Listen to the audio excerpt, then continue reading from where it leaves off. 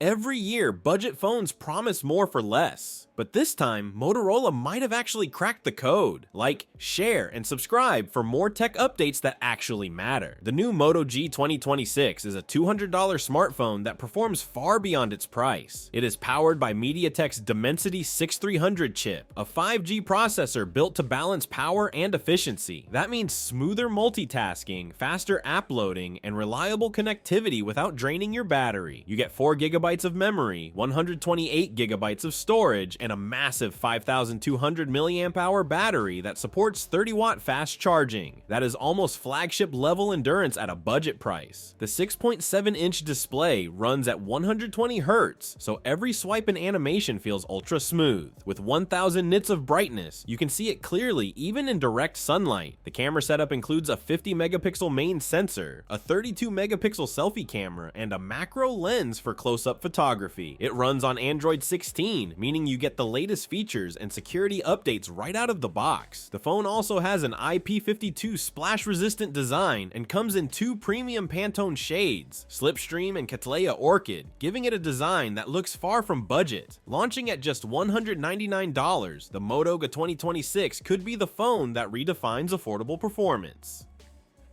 So here's the real question.